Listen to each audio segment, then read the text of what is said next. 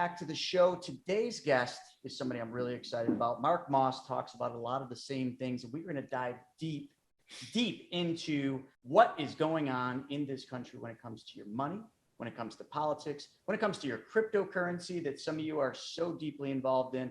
We're going to dive into all these. So Mark, welcome to the show. Yeah, thanks so much. Pleasure to be here.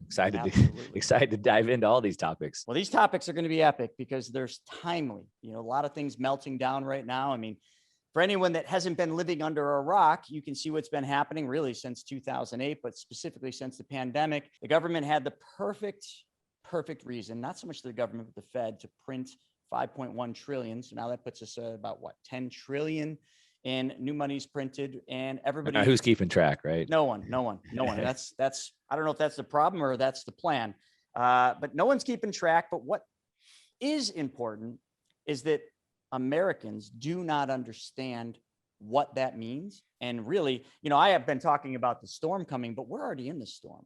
Like, the storm isn't coming anymore. It's here. People just don't yet know it, and they're definitely not prepared. So let's begin just a little bit with, let's start at the pandemic.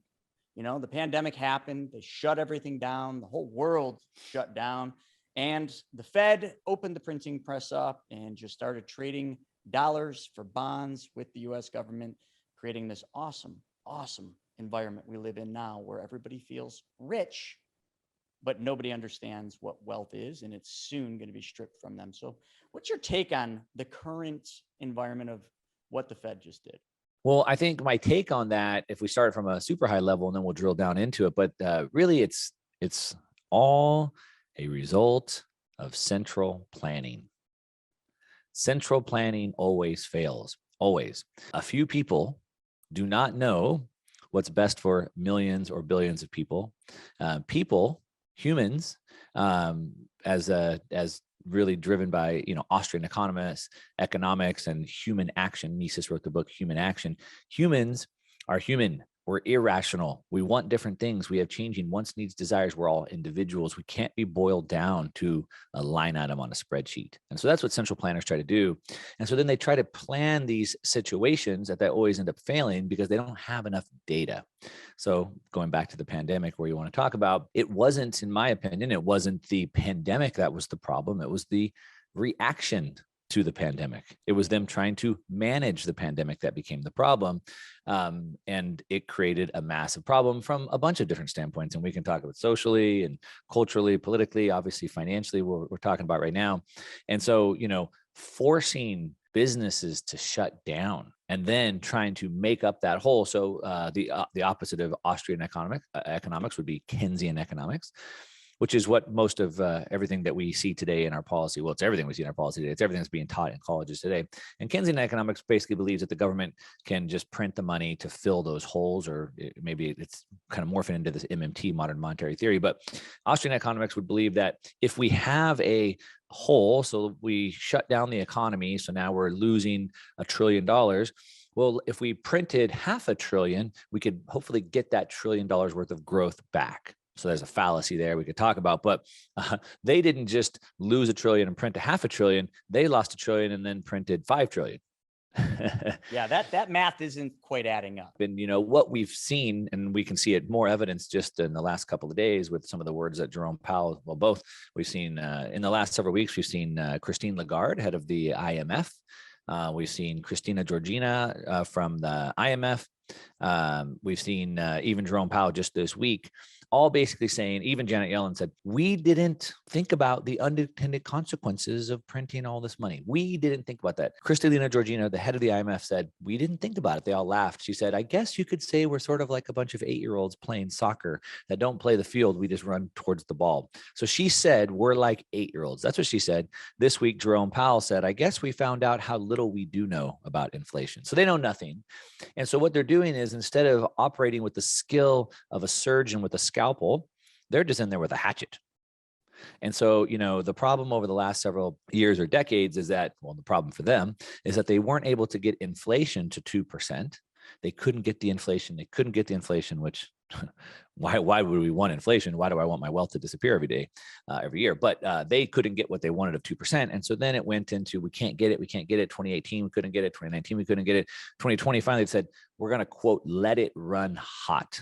Yeah, I remember that. We're just going to overshoot the target. We can't, we have no skill to get it to 2%. So since we can't get it to 2, we're just going to go as fast as we can. And we know we're going to overshoot the target. Well, holy crap, they overshot it to almost 9%. So they have no skill. They have no way to do this. And so now, you know, and then it was, we weren't thinking about raising rates, and then it's not a problem. We can't get it. Then it's transitory, and then, oh crap, it's a problem. And now it's like, oh shoot, we don't know what to do about it.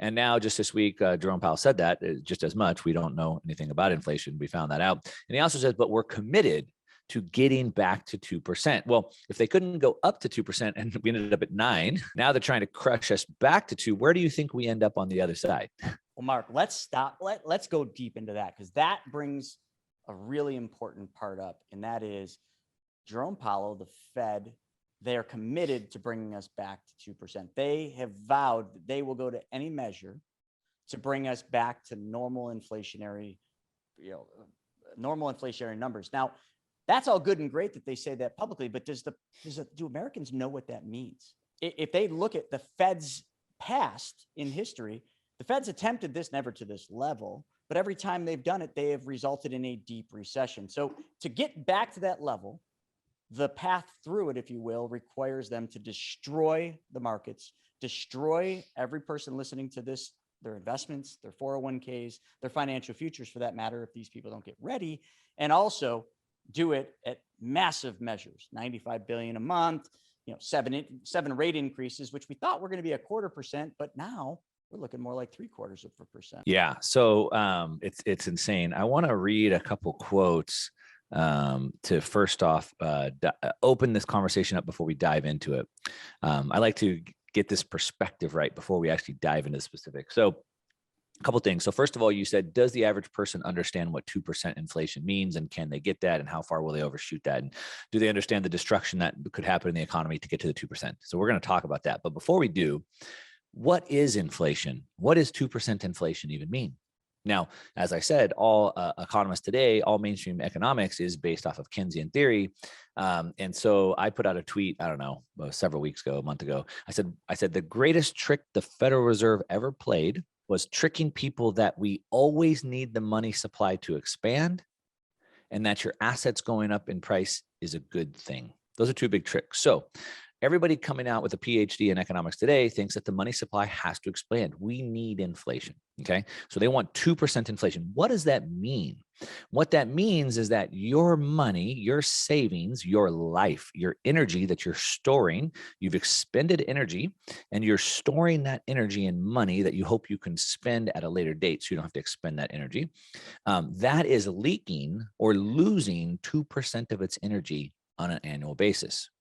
2%. So your money is guaranteed to buy you less and less goods every single year. You work really hard, you put it there, and then it just keeps doing, it's a melting ice cube, as Michael Saylor would say. Now, a couple of things about that just to kind of open this up. So Ludwig von Mises, head of the Austrian School of Economics, argued 100 years ago into something that he called the crack up boom. And I'm trying to find the exact quote, and I can't find it real quick, but I can basically recite it off the top of my head. But the crack up boom, he says, but then suddenly the people realize that inflation is both intentional and permanent. So people are starting to wake up to this today. Wait a minute. You mean they want inflation? But doesn't inflation steal my purchasing power? So he says suddenly people wake up. So they're waking up to that. They realize that inflation is intentional and permanent, which it is.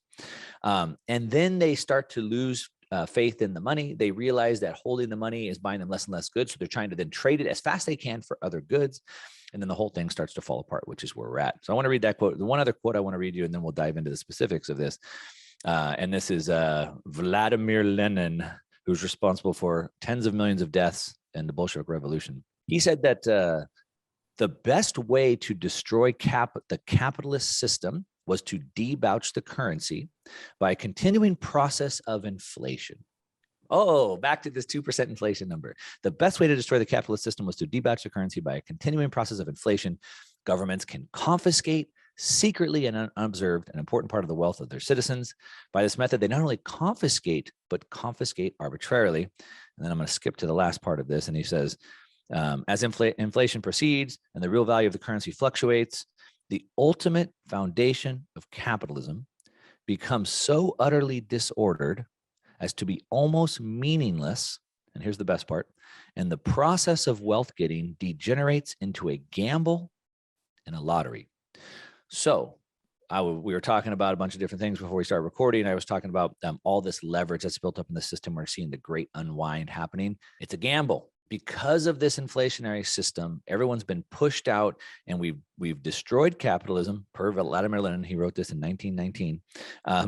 And the process of wealth getting degenerates into a gamble. That's where we're at today. So yeah, he created the playbook that they're living and doing today. Yeah. So I wanted to set that up, and that's what 2% inflation is. This is what we're living. Now back to the question. We way overshot to the upside. Now can they overshot to the downside? So the first thing is that the Fed has no control, right? They have no control. The market is not a motor or an engine that can be built and managed. It's made up. It's organic. It's made up of, in the U.S., 330 million people, and we all want different needs and want different things at different times. And so what they can do is, with again, not the skill of a scalpel, but the blunt force of an axe, they can just try to hatchet through things. It's super simple. They try to make it so hard that people don't understand it. It's super simple. Prices have two levers. That's it. Supply and demand. That's it. Supply and demand. So if gas prices are way too high, or food prices are way too high, which are the two big things that Americans can't afford today, you have two ways that you can help. One, we could increase the supply, or two, the scary thing that the Fed has said out loud is we destroy demand. So while I'm certainly one to look at problem here, look at problem here, look at problem there, it's not always doom and gloom. I believe there's always opportunities. And so I learned early in my career that there's no such thing as good and bad timing. It's just good and bad strategies. Just got to adjust your strategies. But I think one, now is the time to manage your risk properly. I'm building my cash positions. Where we've been over the last 10 years, Ray Dalio, cash is trash kind of a thing. Get rid of all your cash. Yeah, and I disagree with that wholly. Well, it has been. He's been right. If you were holding cash 2 years ago, you lost 30 or 40% of your purchasing power. But as we go into a deflationary cycle, it completely changes, and that's where you have to change your strategy. So today, I like holding cash, right? So a couple of years ago, I think he was right. Cash was trash. Today, I like holding cash. And as a matter of fact, I'm trying to increase my cash holdings right now. The other thing is, back to good and bad strategies. You have to realize that different things in the market are changing. So for example, obviously we saw growth stocks, tech stocks roll over and crash super hard. But really what happened is the market was rotating. And so if you understand like these policies they're putting into place. So for example, we talked about the gas. They're in the United States and globally, they're actively putting policies in place to reduce the supply, but we still have the demand. So what happens to the prices? Well, we could see oil go to $200 a barrel. Easy. We could go to $300 a barrel. Most likely at some point, uranium's going to be like, it's inevitable. So like investing into those things today could be great long-term investments when they're still hated right now. And so I think you just have to look at the market, see how it's shaping up, and adjust your strategy for that. There's a difference of a technology, like a phone. We take a computer and a phone, we put them together. That's cool. There's a technological revolution is something much different. There's two main characteristics. One, it changes the course of humanity. And two, it drives financial markets. There's only been 5. We're in the 6th one right now. There's been 5. The Industrial Revolution. All of humanity, we had manpower, horsepower. Now we had machines that could do the work of 5,000 men. It's pretty crazy. That freed people up to work on new things, which then led to more inventions. We had the next technological revolution was steam engines and railways. All of humanity, we could walk and carry stuff. Now we had steam engines that could move stuff across continents. That was pretty revolutionary. Then after that, we had electricity and steel. I don't have to tell you how revolutionary that was and how much that changed society. Then we had oil, automobiles, and mass production. So all of humanity, we walked and rode horses. Now we could drive. That was a pretty big deal. 1971 was the age of the microprocessor, which brought us personal computers, telecommunications, the internet, Zoom like we're doing right now. 1971 plus 50 years puts us right here today. We're witnessing another technological revolution. And what's happening is most people are completely oblivious to this because cryptocurrencies are blinding them to what the real revolution is. And that real revolution is decentralization. Yes. That's the real revolution here.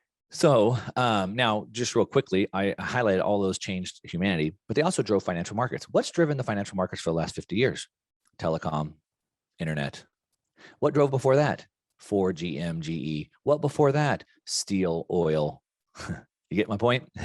So we're witnessing another revolution. And so we're so blinded with NFTs and crypto this and DeFi that we're missing that there's an actual real technological revolution happening right here. We have this decentralized revolution happening. Not everything needs to be decentralized. That's a controversial take. Not everything needs to be decentralized. What does? Money certainly does. That certainly does. We don't need the Fed creating booms and busts, printing and pulling back all the time. And so, okay, what markets could Bitcoin disrupt? Well, Citibank and JP Morgan says it's going to overtake gold. Gold worked good in the physical age. It doesn't work good in the information age. So could it overtake that? That's $12 trillion. Okay, that's a 24x upside just from that. What about, they say it's like a Swiss bank account in your pocket. We know that those Panama Papers that came out a few months ago, all these people use these offshore bank accounts to protect their money. But now today, Russian oligarchs are getting their bank accounts seized. They're not really that good. Well, there's 40 trillion sitting there. Okay, so it's definitely a better version of that. What else? Well, let's see. We have 100 trillion of currency. We have 120 trillion of bonds, which of almost 20 trillion are negative yielding. That doesn't make any sense. We have $324 trillion of real estate. So these are all reserve assets. So if we add that up, it's about $700 trillion of just reserve assets. So could Bitcoin get 5% of that? I mean, it's certainly better than offshore bank accounts and gold and whatever. Could it get 5%? Okay, so that's 36 trillion. Divide that by the 21 million. That's 1.7 million per Bitcoin. So that gives me an 80x upside from where we're at today. An 80x upside. Now, could Bitcoin go to zero? Sure, right? You're a trader, you know that. Could it go to zero? Sure, 100%. So it goes a 1x downside with an 80x upside. Yeah, those are pretty good odds. Now, does it mean it's going to go to 80x? No. Does it mean it's going to go to zero? No, not either, right? So you have to figure out where you're at there. Now, the market is pricing it in. So it's $20,000 today. And it's, so let's say it has a future valuation of 2 million per coin. So that means the market is saying that it has a 2% chance of achieving that. I think it's higher than that. I think the market's mispriced it. Now, does it mean it's going to get there tomorrow? Of course not. But I think it will get there eventually. And so I think it has a much higher chance than 2% to get there. And if you do, then why don't you have 2% of your net worth in it? Now, then there comes the next thing, which is the evolution process. So technological revolutions take time. And so there's something called the diffusion of innovation. And it shows how long it takes a new technology to reach mass adoption, which is typically about 80% of the population. So you can look at how long it took for telephones or color TVs or washer and dryers to get to 80% of the population. And each one comes faster. And we use an S-curve to model that. And the way an S-curve works is the time it takes to go from 0 to 10% is about the time it takes to go from 10 to 90%. And it works again across all these different technologies. Just because Bitcoin is super volatile today and it's not the best medium of exchange, nobody should be saving every single day, like saving their rent in it because it's volatile. You don't know how much it's going to be worth next week. So it's not the best form of money today. I'm going to agree on that, but it doesn't mean it won't ever be that. Just like when I invested into Uber, well, I didn't invest in Uber, but in that hypothetical example, if you would have invested in Uber, it didn't mean the very next day or the very next week or the very next month or the very next year, Uber was going to be the dominant rideshare app. It didn't mean that. It needed a decade to grow out, right? So Bitcoin was a collectible. It was like interesting. It was fun. It was a collectible. And then on the evolutionary path, it went from a collectible, and then on an evolutionary path, things become a store of value. So we see the rich today, they store a lot of their wealth in fine art and cars and things like that. So collectibles become stores of value, right? And then if the store of value gets enough momentum, it can evolve. Doesn't mean it will, but it could, especially if it has the attributes of money: portable, divisible, durable, recognizable, fungible, etc. It could go from a store of value to a medium of exchange, and then it could evolve to a unit of account. So we're in that evolutionary process. If you and I were walking through a forest and we saw a little tree this big, and I'm like, dude, check it out. That's an oak tree. Can you believe that tree is going to be that big one day? And you're like, no way, that's stupid. Look how small that tree is. It will never be that. I'm like, no, it's an oak tree. It could be that. So there's like this process. Doesn't mean it's that today, but it has the attributes to become that in the future. And so there's this evolutionary process that we're in. Now, back to the S-curve technology, we can see in the United States, we achieved about a 10% adoption within the first 10 years. So that means using S-curve analysis, which is, pretty reliable through all these different technologies, that means that we should achieve about a 90%, 80 to 90% adoption by the end of the decade. So I'm not saying today, I'm not saying tomorrow, I'm not saying it's going to be $100,000 by the end of the year, but I think by the end of the decade, it's going to have achieved that level of adoption. And I think we could see it hit those levels in a decade. And if you had to wait a decade to get an 80x upside, if you had to wait a decade to get a 20x upside, would that be a good investment? Be a great investment. Yeah, it'd be a great investment. And so that's the way I look at it. Yeah, folks, like that's one of the best descriptions from top down that I've heard. The only other one I would argue is, and many of you have probably read the book Inventing Bitcoin, but that's a great book that kind of explains to you why Mark is probably absolutely right. In the next decade, this could be a monumental investment for you. Could be a great thing, and it could change everything that we're doing today. Yeah. So I'm pretty easy to find. You can go to my website at one Mark Moss, just the number one Mark Moss. I'm super too active on Twitter, and you can find me there, one Mark Moss. All my stuff's linked there. And then I do a couple videos a week on YouTube. You can search that, radio show, podcast, etc. Yeah, folks, the YouTube content is epic. If you follow my stuff, you will love Mark's stuff. So make sure you go on there, subscribe, click that little bell so that you're alerted every time he hits it. You know the drill. You hear me say it every day. Get on his YouTube channel and pay attention, folks, because it's not just your financial future you're protecting here. It's your kids and your grandkids. So wake up, America. Wake up. This is the time. Mark, thank you for your time. And thank you for what you're doing. Thank you so much. It was a great conversation. Appreciate it. Absolutely. All right, so I hope you guys enjoyed that episode. We're putting up tons of them, but I think if you like this one, you'll probably like that video as well. Not only that, I've got a book that I created, Mapping Out the Millionaire Mystery, where we actually show you what the wealthy do in the game they play with money. I want you to have that for free. And if you want to know about all my new videos coming up, click that alert button. Actually, smash that alert button, and you'll be notified every time we put a new video. So we'll see you on the next episode.